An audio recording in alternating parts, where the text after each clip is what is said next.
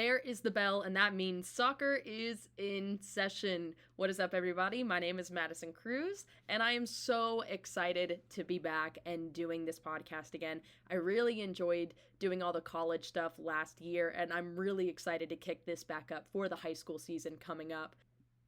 Now, to start, the first Soccer is in Session of the high school season, what I wanted to do is sit down with all of the head coaches that had won state championships last season, and I wanted to talk to them a bit about their expectations for the upcoming season and what we can expect from their team going forward. So speaking of which, for the girls, Roswell High School won the state championship last year. It was their first time ever in their history of winning one, and it was done by head coach Maddie. And get this, it was her first season as the Roswell girls head coach. That's crazy. I mean, it just shows how great that program is and how well they have developed it since she's been there. But speaking of which, I had the chance to do a one-on-one with her to talk a bit about the upcoming season, what we can expect from Roswell this season, and the growth of women's sports in general. We talked about all of this stuff. I really loved talking with her. It was so fun. Now, before we get into the interview, here's a quick word from our sponsor at Kaiser Permanente. Soccer is in Session is presented by Kaiser Permanente. Live well and thrive. Let Kaiser Permanente take care of the rest. But without further ado, here is my interview with Roswell High School's head coach for girls soccer, Maddie. My first question for you is, when did you know that you wanted to be a coach? And if it was it always going to be high school, or did you want to coach college, pro? Like where were you thinking when you first decided to coach? Actually, so I played college soccer down at Georgia College in Milledgeville. I've played all my life. You know, my brothers played, my dad played. So I went down there to play, not knowing if I was going to play all 4 years, and I fell in love with it. But after that, I stuck around and was a grad assistant for the athletic department. One of my mentors, still to this day, Jimmy Wilson, is an associate athletic director down there. I kind of was a grad assistant for him for a year.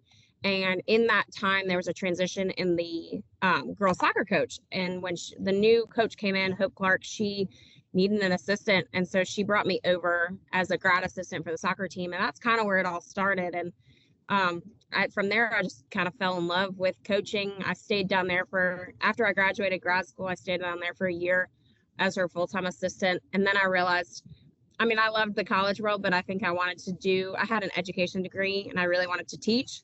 So that's kind of when I made that transition into high school. I taught down in Milledgeville for 2 years. And then from there, I moved back up to the Gwinnett Fulton area and started coaching up here high school. What do you love most about teaching? The relationships that you get to make with kids. And I think before I came to high school, I taught elementary school, and then I would leave the elementary school and go to high school to coach. And I loved that. I loved my elementary school days, but really being in the school that you coach at is such a different experience. And I think being in PE, where it's just a little bit more of a relaxed setting, gives you a chance to really get to know these kids in a little bit more of a laid back setting. But then you get to know more kids than just your athletes. You know, you get to learn and meet other athletes. You get to meet the kids that aren't necessarily the most athletic, but are just there to have some fun. So the relationships are definitely the best part about teaching. Absolutely. Now, kind of moving on ahead into kind of the coaching standpoint, what would you say is your coaching philosophy when it comes to developing players both on and off the field? I would definitely say is having high expectations for them. It doesn't matter the level that I've coached. I've coached middle school, high school, whatever the case may be, but having those high expectations, but also making sure that these kids know that they're attainable, holding kids accountable. I am a big believer on holding them accountable and making sure that they know that they're going to have to follow through on things, but in a way that they're learning these life lessons. I always say that whether you want to play college soccer or if you're going to be done after high school, I want you to go and leave me a better person. So you're going to be on time to things, you're going to give your best efforts. You're going to learn these life lessons that I think so many sports do help these kids gain.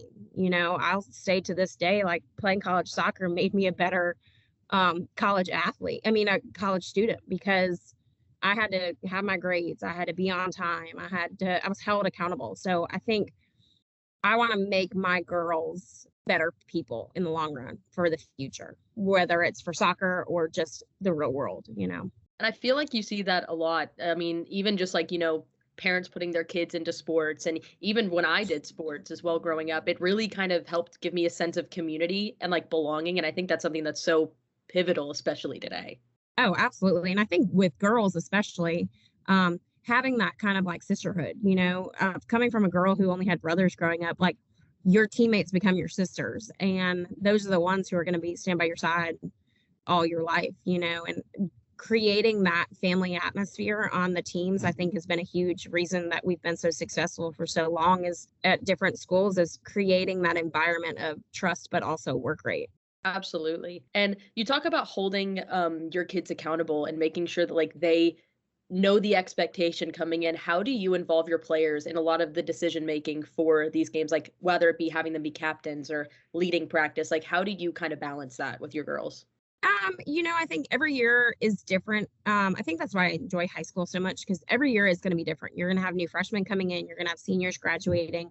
It's such a fluid atmosphere, but having expectations set from the very beginning is the key aspect in that, making sure that they know what the expectations are and not changing them, like don't change them from year in and year out. Like they know the expectations coming in and they know what's going to be expected of them, I think. And then they relay it to those that are coming in. So the incoming freshmen already know, like, hey, she's big on fitness, make sure you're fit.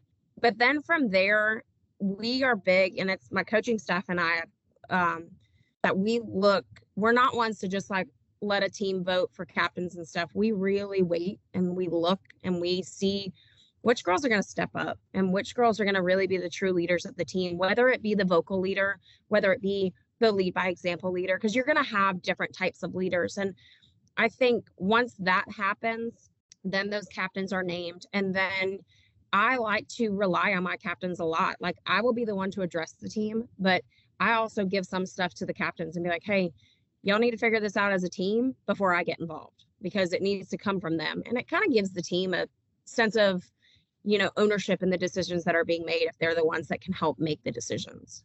And I feel like that translates a lot too to college. So I guess with that being said, how do you help your players develop, whether they want to go the college route and they want to start playing collegiately, or if they just want to do this in high school and get them to where they need to be for college? Absolutely. Like when I say I have an amazing assistant coach, Jason Christie, who's been with me for probably I think we've been together 8 years now. We were at Johns Creek together. We've been at Roswell together, and we've had a couple other assistants with us, but he and I really, see very much eye to eye in this aspect that like we of course want girls to play at the collegiate level. We both played at the collegiate level. We see the benefit of it, but it's also gives those kids something to strive for. So when they come in, we definitely kind of find out who wants to play the collegiate level. And then at the same time, at the beginning of the year, especially, some don't know it. If the last year we asked the girls at the beginning of the year and there were maybe 2 hands that raised, but then as the season went on and as the success happened, and even our senior class, like we had more go and sign and play in college soccer that at the beginning of the year, none of them were even thinking about that, and now coming back with returners who didn't want to play and now are like, no, I want to play college. And, club soccer is huge in getting recruited. I 100% know that, believe that. I am a product of it. I was recruited through club. So that's a huge benefit of them playing club to get to the college level. But I also firmly believe that the high school environment prepares them for college, because they're all different ages. You're playing with a span of girls for 4 years of age difference. You have to be academically eligible. You travel together, you eat meals together, and it's that same thing that kind of reflects into the college world. So I do think high school soccer prepares them for the environment of the college soccer atmosphere. So that we encourage girls to just work great, and the expectations are going to be that much higher.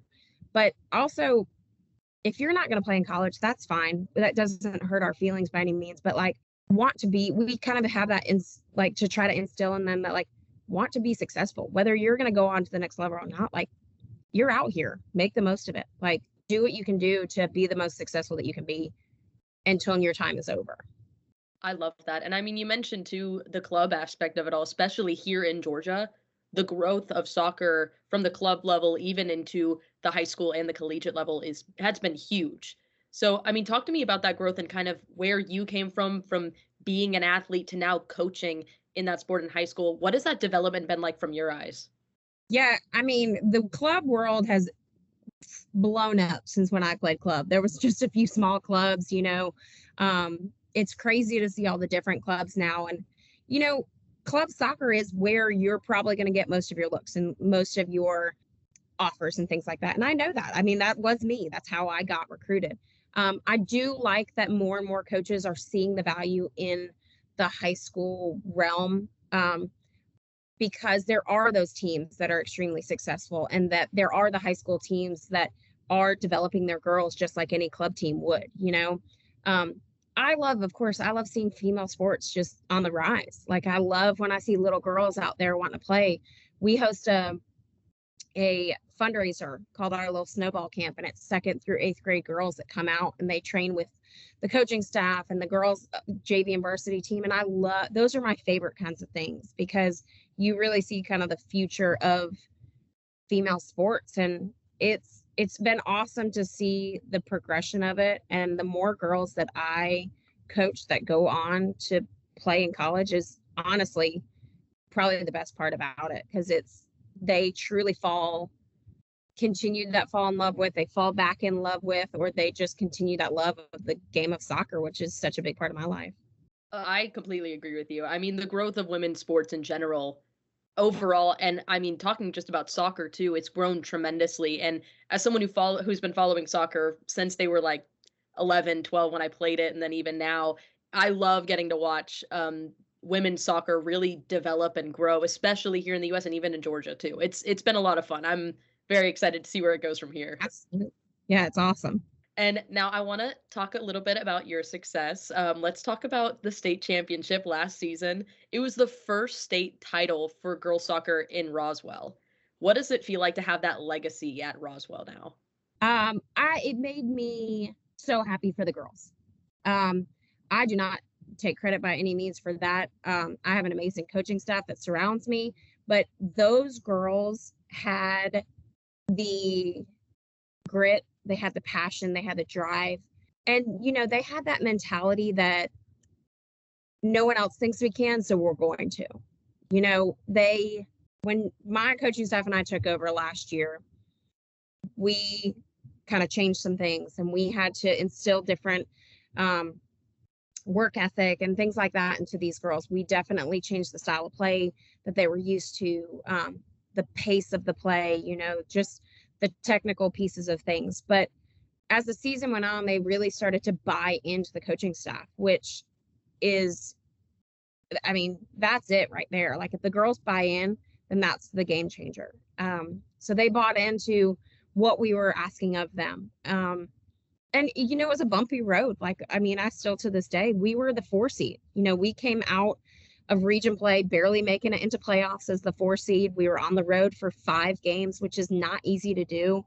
But those are the times where the girls grew, I think. They and that's what we try to tell them. We're like, once you hit playoffs, it doesn't matter. Your record doesn't matter. You know, the wins and losses, they don't matter anymore, because once you're in playoffs, everyone is 0-0. You know, it's win or go home. And we kept telling these girls, like, get to the next level, get to the next game, get to the next, you know, get to the next step that you want to take. And once they started seeing their success, and they started, that confidence just continued to build all of the playoffs, you know. And I still say, like, it was such a fun run to watch these girls grow in confidence, grow in their talent, but really shock the state, because that's what they did. You know, they were a 4 seed. We literally played every game on the road, so they were complete road warriors. They bought into what the coaching staff was asking of them, but they themselves were the ones that literally had so much grit and so much drive to prove people wrong. And I think that was a big thing for them, is proving someone wrong. Because, you know, you go into a state championship game, and at this point, I was like, hey, y'all, I said, girls, you're here. This is amazing. I am so extremely proud. But I said, might as well finish it. I said, you'd rather go home a winner. And it's funny because after the game, one of my seniors, I'll never forget, she goes, you were right. It feels so good to win. And I think that's what, you know, you go into a state championship game against a number one nationally ranked team, and nobody thinks you're going to do it except for you, you know, and these girls thought they could, and they really had that confidence in themselves. And that's why they won that game, is they believed in themselves. I love that. That's amazing. I always root, if I don't have a dog in the fight, I always root for the underdog. That's where I always go. And I mean, just like hearing the stuff I was like finding online about you guys. I mean, it's so cool to have that fourth seed come in and just completely dominate and like come through and win a state championship. And forgive me if I'm wrong, that was your first year as a head coach here at Roswell. Yeah. Which that just shows the tremendous amount of respect that you and your coaching staff have done with this program to get them to that level. Yep. I would not be anything without my coaching staff. You know, that last year it's Jason, Christy, and I, and then we also had an assistant, Paul Dahlhauser, with us. But I would not be there without, we had everyone helping us out. You know, I have an amazing athletic director support at Roswell High School. Ben Suter, he was amazing last year helping. He was there at every one of our games supporting us. The admin support was great. Even our boys coaches would come out, and he helped train our goalkeepers, and they were there supporting us. So, and you feel the support of like the school, which I think is huge coming to Roswell, which was such an amazing atmosphere. You know, teams support teams. The spring sports really pulled together. We had such an amazing spring season here at Roswell. You know, like we won. Our boys lacrosse team won state. Our girls lacrosse team was state runner up. You know, girls tennis was super successful. We had some great placements in track, and it's just, when you all support each other and when you see these kids support one another, it makes it that much cooler. Absolutely. And I mean, let's talk about your first game of the season coming up this Thursday against West Forsyth High School. What has been the preparation leading into that game? Yeah, you know, we look at the scrimmages as it's a scrimmage. You know, of course we want to win. We, especially the coaching staff, like we are a competitive natured coaching staff. We love to win. But this is a good depiction of where we are. You know, we look, West Forsyth is going to be a good team. They've always had good teams. They're talented. They have many state titles. They're going to be a good team. But this scrimmage for us is to see where we are. You know, it's a chance for us to work out some kinks, see another opponent, really get on the field, put out some formations, put out some different personnel, and see where we're at the stage of the season, so that we can grow from here towards the first game or the first official game, and moving on from there once we start to get ready for region play. Awesome. And my last question for you, and then I'll let you go. What are your expectations for the upcoming season? You know, it's always a question like that is all, you know, it's always going to be that. What do I say to that answer? My expectations are to get the best out of this group of girls that I can. My expectations are to do our best as a program and as a coaching staff to prepare our girls, because in the end, I could want it all day. My coaching staff could want it all day, but we're not the ones playing. So it is our job to prepare these girls to go out there to play every day as hard as they can and give everything they have. Would we love to win a state championship again? Of course, that would be amazing. But I want them to be as successful as they possibly could be. And that, to me, is the most important thing. To put actual goals out there, of course.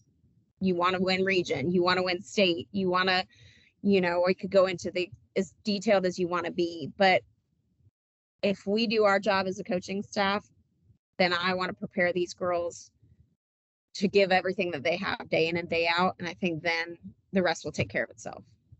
Absolutely. Well, I want to say again, thank you so much for taking the time to come out and talk to me. I really appreciate it. I'm excited for your season. I believe that we'll be out there a couple times to call some games, I'm pretty sure. I'll have to double check some Awesome. scheduling Yeah. will be out there, but I'm really excited to see what you guys do this season. No, for sure. We're excited about the season. We're ready to get going and hit the ground running. I just want to again give a big thank you to Mary Deasing for taking the time to talk to me. I really enjoyed our conversation. It was a lot of fun getting to know a bit more about her and a bit more about her coaching style and a bit more of what we can expect from Roswell this season. Now, that's all I have for you guys for this installment of Soccer is in Session, but just as a bit of a reminder, we are starting with the high school season. We will be broadcasting a couple games here throughout the whole high school season, which we will be kicking off next week when we go to Peach Street Ridge at Parkview, February 6th for our Tuesday night throwdown, and then we will also have a game next week on Friday, which is our game of the week, which will in fact be Roswell at River Ridge, and that will be February 9th. So if you guys want to make sure, that'll be here on the SDH network. That's going to be a lot of fun. I'm really excited to see what this program can do this season. And before I close it out here, another word from our sponsor at Kaiser Permanente. Soccer is in Session is presented by Kaiser Permanente. Live well and thrive. Let Kaiser Permanente take care of the rest. Now again, thank you so much for checking us out, and make sure you guys come back next week for a new episode. Now be sure you subscribe to Soccer Down Here wherever you get your podcast. You can catch it there. You can also listen for free on the Soccer Down Here app, and you can download that in your app store. You can also check it out on soccerdownhere.net. But thank you so much for checking us out, and I will see you guys next week.